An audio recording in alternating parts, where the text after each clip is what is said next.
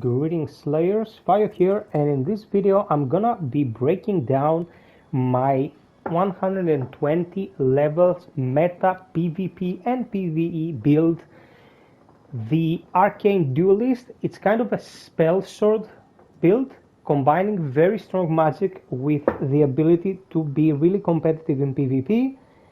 I wanted to bring this to you finalized, so since I was a bit late to the party with a shortage of consoles and so on and so forth, it took me a while to get the character where I wanted her.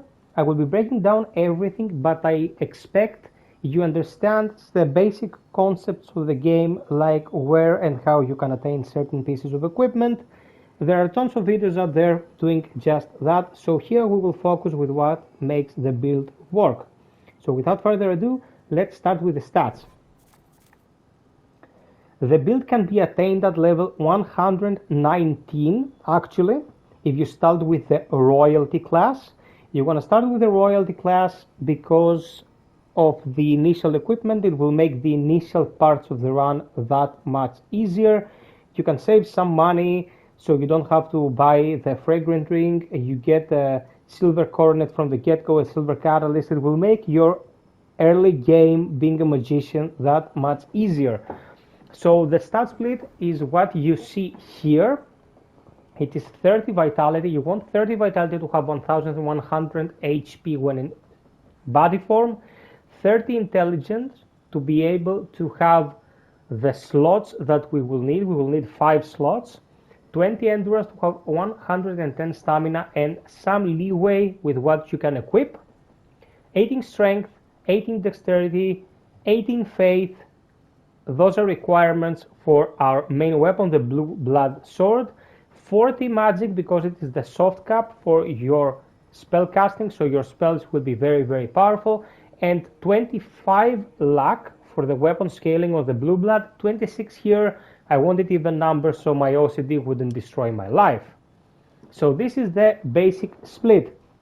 The progression with which you want to manage this is up to you, because as you move forward with your character, you will need to tackle certain obstacles. You won't always be able to find health, and you will want to handle things as manageably as possible. What I would suggest though is going the magician path early on, like 30 magic and 25 to 30 intelligence, as well as purchasing the firestorm spell from Uriah in your initial playthrough as soon as possible. That spell combined with the old monk's catalyst, the insanity catalyst, can decimate bosses. I'm going to show you a couple of examples right here.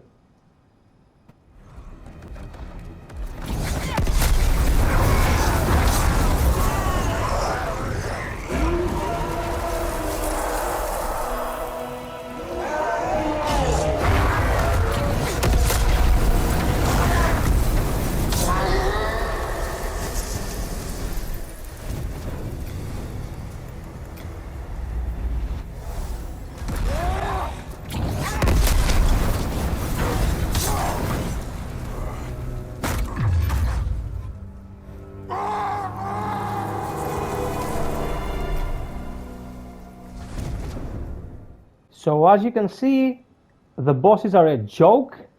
If you use Firestorm with a ton of well-timed, let's say, executions, sometimes you can be taken out of it, but if you use it correctly, you will have a breeze dealing with bosses. For your leveling process, you want to have a female character to be able to equip the gloves, the silver bracelets, and the Ring of Avarice. You can either purchase it, or you can find it in Latria. It will be in Latria. After you drop the heart, you can go to the bottom of the heart's tower, and from there you can loot the Ring of Avarice. Again, if you want to find the Ring of Avarice by not paying for it, you can just Google search or YouTube search Ring of Avarice, and it will lead you to what you need to do. So initially use the Ring of Avarice and the silver bracelets that I don't have on me right now. I left them in storage to speed up your leveling process. when you finally get to a good enough spot with your build, you want to have the blue blood created by using a broken sword and Maiden Astraea soul, the insanity catalyst by using the old monk's soul and any of the catalysts of the game. You want a crescent paring dagger +5, and you want a talisman of the beasts that you get from Skiver if you defeat his black phantom form into pure black war tendency. These are the weapons that are a must for this build, the absolute essentials. I'm gonna get into the secondary stuff, but these are the absolute essentials if you wanna make the best out of this build. For your headpiece, you want the monk's head wrappings because they give you even more magic power. As it says, the wearer of these wrappings enjoys a boost to magic power, but at the expense of receiving increased damage from magic. You get these by playing as the boss in 3-3. If you put down a summon sign, you will be summoned as the boss sometimes if you're lucky, and you have to fight a person who tries to clear their dungeon. If you manage to beat them, you get the monk's head wrappings. Okay? So, when it comes to clothing, because all of these items, like the monk head wrapping and the ring of magical sharpness, we'll get to rings in a bit, they decrease your magical resistance. As you can see here, my magical resistance is 80. It's pathetic. So I opt for the rogue's clothing. It comes with very, very decent magic resistance, the whole set, and of course it looks dope as fuck, so it's a natural preference.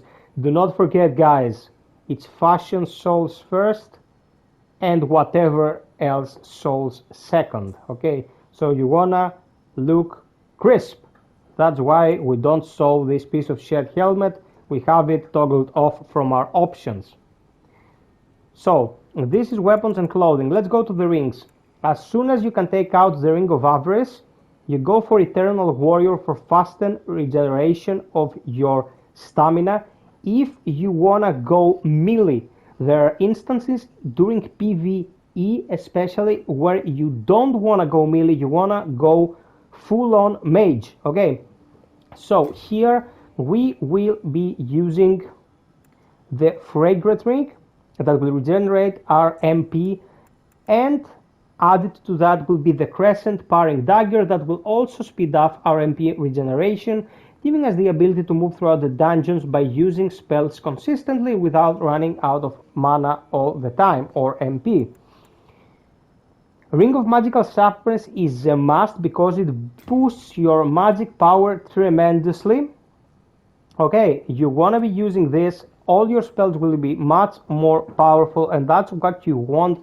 You want your magic to be powerful even if you focus on the melee aspect of this build, and I'm going to explain why in just 1 second. So this is the basic setup.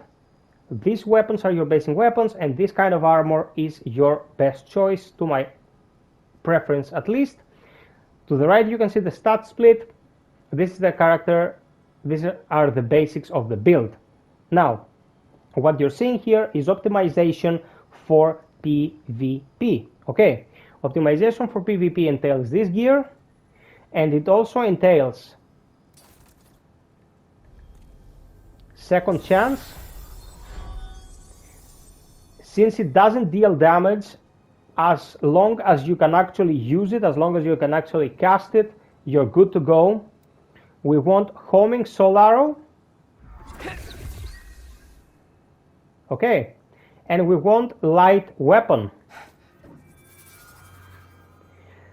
The reason why we pick blue blood is exactly because it's a weapon that can be buffed by these very, very powerful enchantments.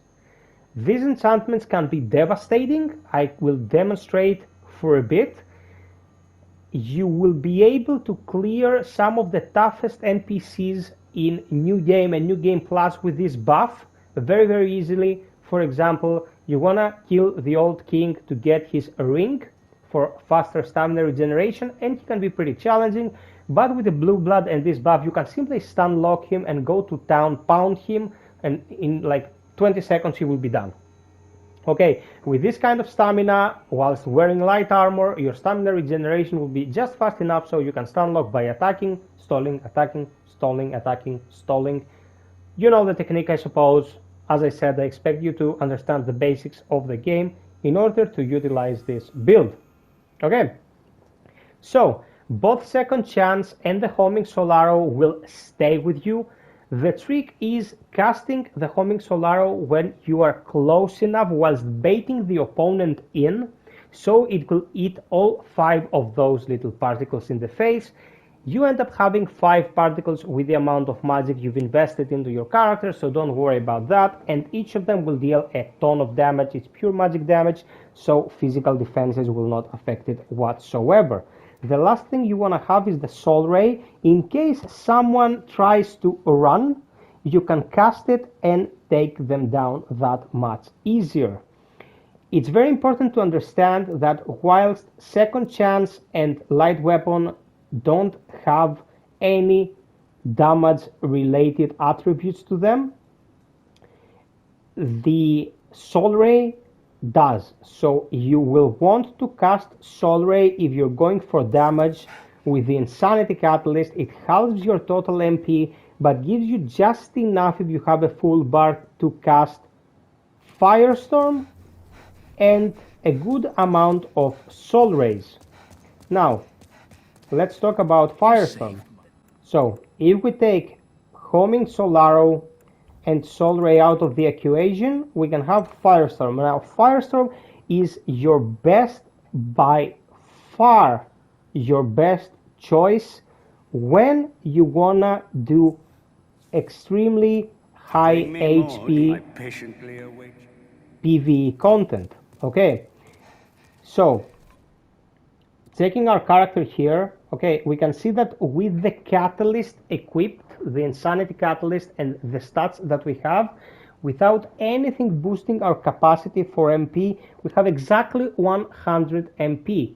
We can cast Firestorm once with the Insanity Catalyst, but guys, even in New Game Plus, it is so powerful, it is so devastating, it will take out most of the grounded bosses in one go. So like the Spider, the Old Hero, they will be taking out in an instant. Everything that is housed in the swamp, in the Valley of Defilement, will be devastated in one go. Like the Lichmonger, the Dirty Colossus, they go in just one cast. They will be done in a couple of seconds. These will speed up your playthrough, your initial playthrough very much, so you can be done with the farming and you can get on to enjoying the build as it is.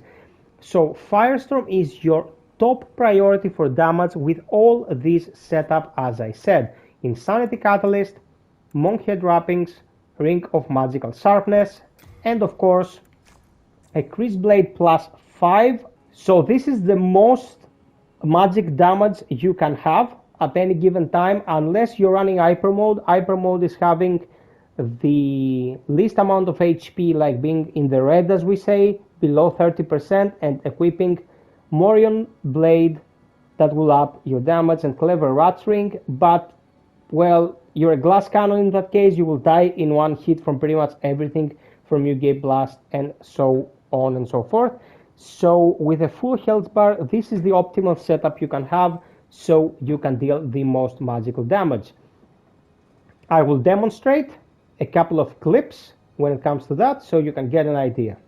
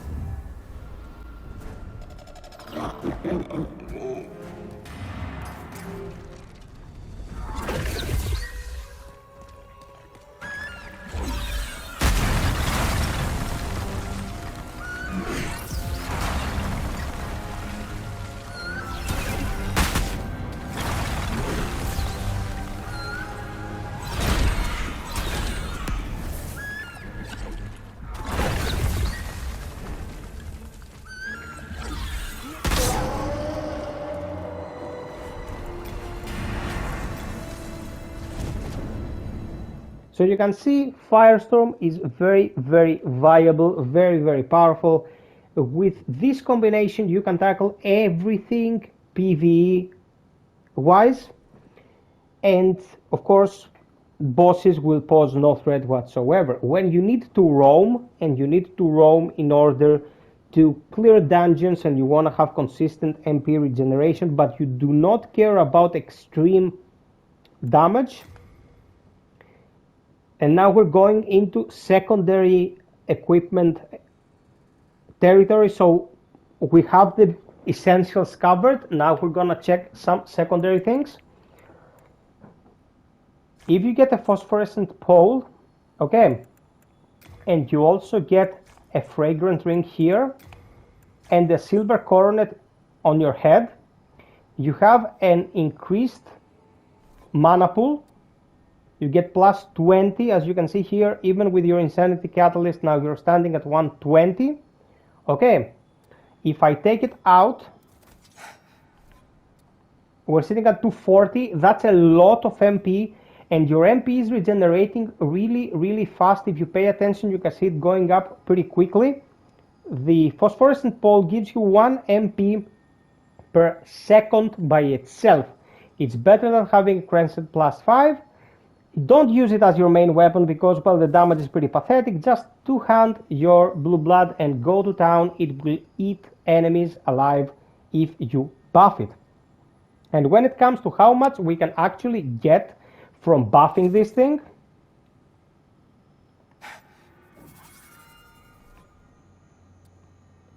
$525 damage per swing while single-handed, 534 whilst dual gritting. Insane amounts of damage, guys. I'm gonna show you a clip just for a few minutes ago whilst I was doing some PvP, essentially fighting the old monk, and I just want to see the, how should I put it, the chunks of health that were dropping off with each swing of this thing against, well, a buffed player whilst playing New Game Plus in the Tower of Latria.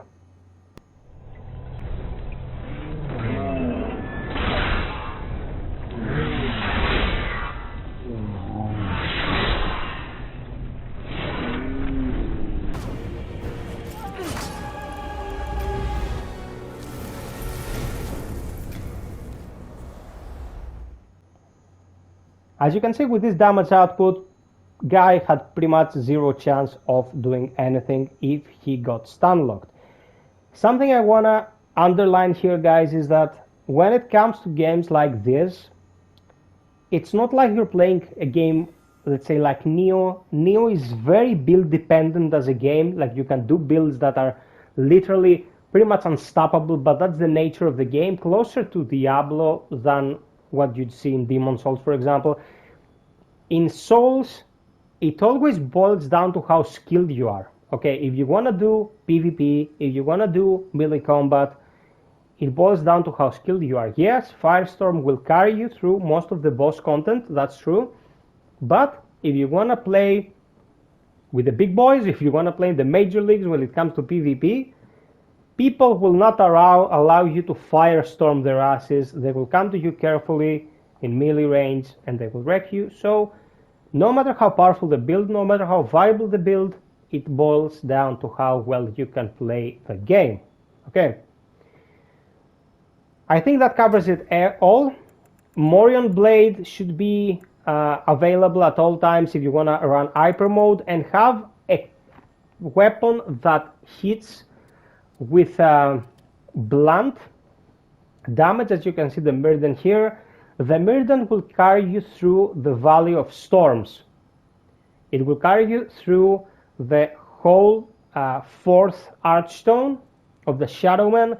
The Skeletor Warriors will go down like bricks from a couple of attacks from this Dragon Mirden and its New Game Plus that I'm talking about. It will also be very effective from New Game Plus, and so on and so forth, because of the damage type and because of the flat scaling. You don't need to worry about investing in too much strength or dexterity that would normally benefit the weapon if you just had it on quality, or strength if you had it on crushing. Have a bow for any occasion that you might need it, for killing a strive, for example. And here we have a build that can play PvP effectively, because you will always have an offhand parrying dagger that people will be afraid to engage with because of getting parried and reposted with the blue blood. And that's extra scary because, as we said, the blue blood deals upwards from 500 damage if you have the stats and you have it buffed. So it was a pretty long vid, guys. Hope you enjoyed it. As I said, I was late to the party with the PS5 and Demon's Souls because of the shortage. If you want to see any more content from me, please let me know. I will be happy to make more of these things for you. Sub, like, and share, as I said, if you found this useful. And until next time, be well, stay frosty, and always strive for perfection. Cheers.